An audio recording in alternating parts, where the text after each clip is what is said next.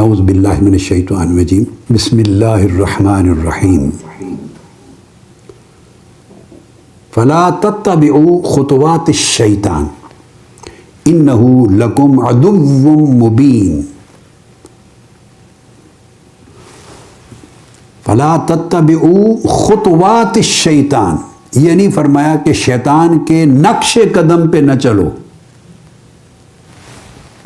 خطوات جمع کا صیغہ استعمال کیا، شیطان کے نقوش قدم پہ نہ چلو، یعنی اس کے بے حساب راستے ہیں اس کو گمراہ کرنے کے، اس کے پاس بہکانے کے، ورغلانے کے، پھسلانے کے، اس خیر کی راہ، ہدایت کی راہ سے نکال لینے کے باہر. خطوات ہیں، بہت سے اس کے پاس ٹولز ہیں، صرف ایک نہیں ہے. یہ بات بڑی امپورٹنٹ ہے، بہت ٹولز ہیں اس کے، بے شمار میکنزمز ہیں اس کے پاس بے شمار میتھڈز ہیں اس کے پاس، بے شمار پروسیجرز ہیں.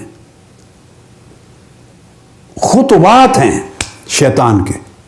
فرمایا انہ لکم عدو مبین، اور وہ خود تمہارا کھلا دشمن ہے، مگر جو طریقے استعمال کرتا ہے ضروری نہیں ہر طریقہ کھلا ہو، اس میں کھلے طریقے بھی ہیں، خفیہ طریقے بھی ہیں جو خود بندے کو پتہ ہی نہیں چلتا، اور شیطان اس کو بہکا پھسلا کے نکال دیتا ہے اس قافلے سے، محروم کر دیتا ہے اس نعمت سے. فرمایا وہ تمہارا کھلا دشمن ہے، مگر طریقے اس کے خطوبات ہیں بے شمار، اور ایسے بھی ہیں جن کا آپ کو پتہ چل سکے، اور زیادہ گھناؤنے طریقے وہ ہیں جن کا پتہ بھی نہیں چلتا آپ کو، اندر ہی کوئی ڈسٹربنس پیدا کر دیتا ہے آپ کو. اور ڈسٹربنس پیدا کہاں سے ہوتی ہے؟ بھئی آپس میں جب اجتماعی کام ہوتا ہے تو ہیومن ریلیشننگ ہوتی ہے. جب اجتماعی کام کرتے ہیں، تنظیمی کام، جماعتی کام، اجتماعی، تو ہیومن ریلیشننگ ہوتی ہے. انسان کا انسان کے ساتھ رشتہ ہوتا ہے تو 100 کمزوریاں، اونچ نیچ، خرابیاں مزاج، طبیعت، معاملات کی ہوتی، بس وہیں سے بگاڑ ہو جاتا ہے، ختم. بگاڑ بندوں کا بندوں سے ہوتا ہے، اور محروم مشن سے ہو جاتا ہے، نعمت سے ہو جاتا ہے. بس یہ ہے ایک سمپل سی فلسفی. یہ بڑی آزمائش ہے. اگر بندے کا اللہ سے تعلق ہے، صرف اللہ سے، اور درمیان میں کسی انسان کا کوئی واسطہ نہ ہو، وہ آسان ہوتا ہے اگر اس کو توفیق ہو. اگر بندے کا بندے سے تعلق ہو اور ایک ہی بندے سے ہو تو آسان ہوتا ہے. آپ دیکھیے نا، جب آپ کسی بہو کو بیاہ کے لاتے ہیں یا اس کی شادی ہوتی ہے شوہر کے ساتھ، تو اگر وہ میاں بیوی اکیلے رہیں، ایک الگ گھر لے کر میاں بیوی اکیلے، 2 فرد، تو ان کی انڈرسٹینڈنگ اس میں زیادہ ایزی ہوتی ہے. یہ جوائنٹ فیملی میں 8-10 تمام افراد کا ایک مشترکہ کنبہ اس میں رہیں، جس میں شوہر بھی ہے، شوہر کے ماں باپ بھی ہیں، بھائی بھی ہیں، بہنیں بھی ہیں، پھر بھائیوں کی بیویاں بھی ہیں، بھابیاں، نندیں، سارا کچھ بڑا قبیلہ ہے. اس میں انڈرسٹینڈنگ زیادہ ایزی ہے، یا اکیلے میاں بیوی رہیں تو انڈرسٹینڈنگ زیادہ ایزی؟ میں آپ کو ایک مثال سے بات کو سمجھا دیتا ہوں. جو سمجھتے ہیں کہ پورے 10-12 افراد کے کنبے میں رہیں تو انڈرسٹینڈنگ زیادہ ایزی ہے اکیلے رہنے کے مقابلے میں، ایزی ہے انڈرسٹینڈنگ. یہ نہیں پوچھ رہا کہ اچھا کیا ہے، انڈرسٹینڈنگ، آسانی. ہاتھ کھڑا کریں جو کہتے ہیں کہ بڑے کنبے میں بڑی آسانی ہوتی ہے، اور جو سمجھتے ہیں کہ بڑے کنبے میں مشکل ہوتا ہے ایڈجسٹ کرنا، اور ایک میاں بیوی اکیلے رہیں تو قدرے آسانی ہوتی ہے ایک دوسرے کو سمجھنا. وہ ہاتھ کھڑا کریں، ہاتھ کھڑا کریں. میں جائزہ لینا چاہتا ہوں، آپ کو نقطہ سمجھ میں آ گیا ہے؟ نیچے کریں. یہ کیوں ہوتا ہے؟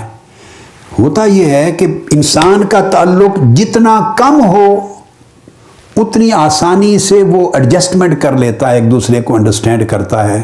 کوئی شوہر ودڈرا کرتا ہے، کچھ فورگیو کرتے ہیں، کچھ میاں کرتا ہے، کچھ بیوی کرتی ہے سرنڈر، مل کے ایک ایڈجسٹمنٹ بنا لیتی ہے، ایک میکنزم بن جاتا. اور جہاں اس ایک کا رشتہ یا واسطہ ہر روز 10-12 زیادہ افراد کے ساتھ ہو، تو جتنے افراد زیادہ اتنے مطالبے زیادہ، اتنے مزاج زیادہ، اتنی طبیعتیں زیادہ، اتنی اونچ نیچ زیادہ. وہاں یہ خوش ہے تو وہ خوش نہیں، اگر وہ خوش ایک کیا تو دوسرا نہیں ہے، وہ نہیں ہے تو یہ کچھ اس کی بات نکل آئی، وہاں اتنی مشکلات. اب اس مثال کو ذہن میں رکھ لیں.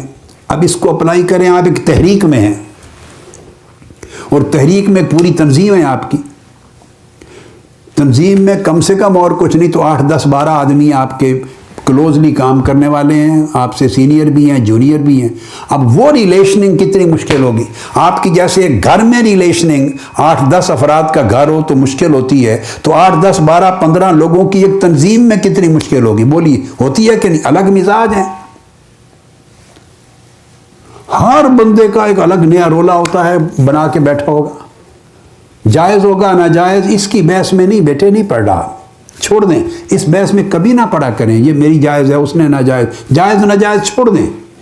خالی مزاج اتنے زیادہ ہیں کہ سارے ایک پچ پہ نہیں آ سکتے، طبیعتیں اتنی زیادہ ہیں، شخصیتیں اتنی زیادہ ہیں، ایڈجسٹمنٹ بڑا مشکل کام ہے۔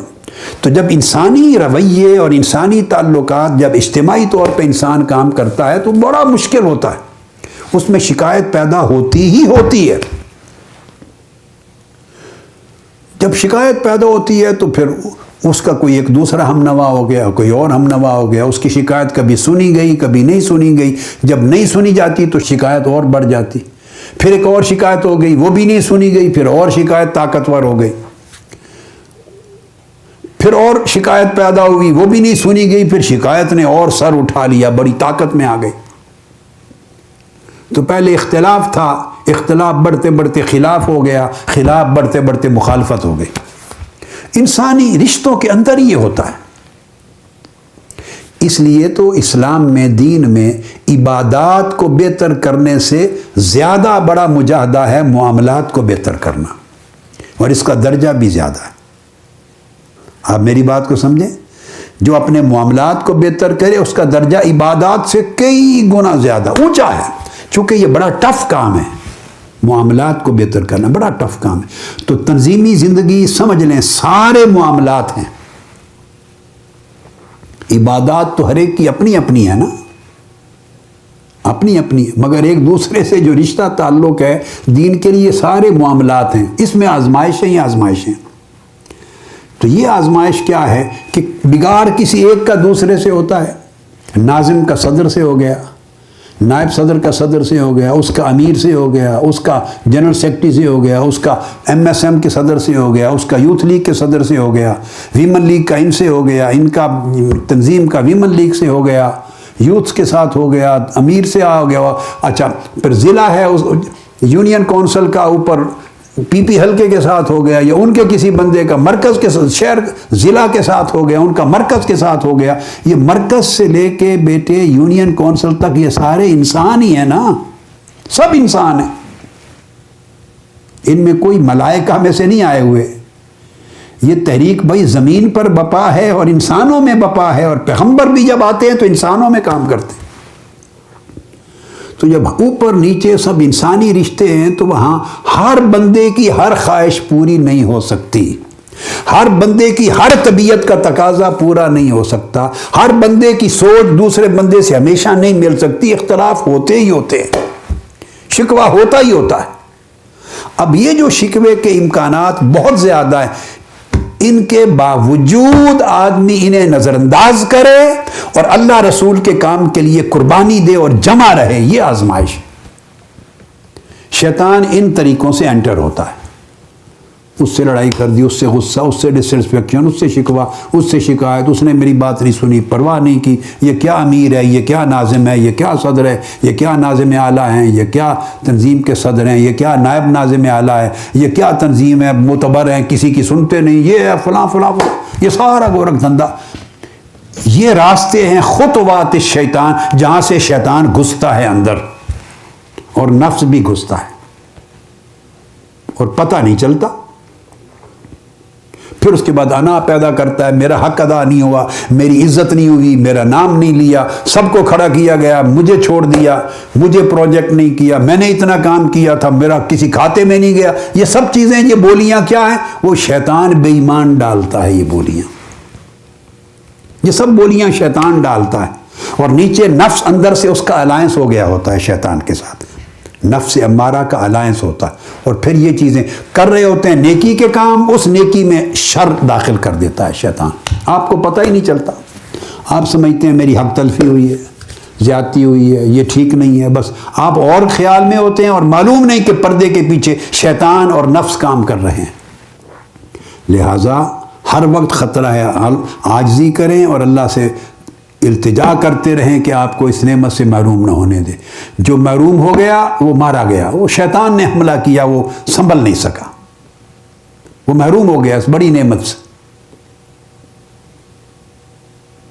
باقی یہ گارنٹی کوئی نہیں دے سکتا، انسانوں کے اجتماعی کام ہیں، اس میں کسی سے کوئی نقص شکوہ نہ ہو، اس کی گارنٹی روئے زمین پر کوئی نہیں دے سکتا۔ انسان ہے، اسی توازن کو قائم کرنا ہے۔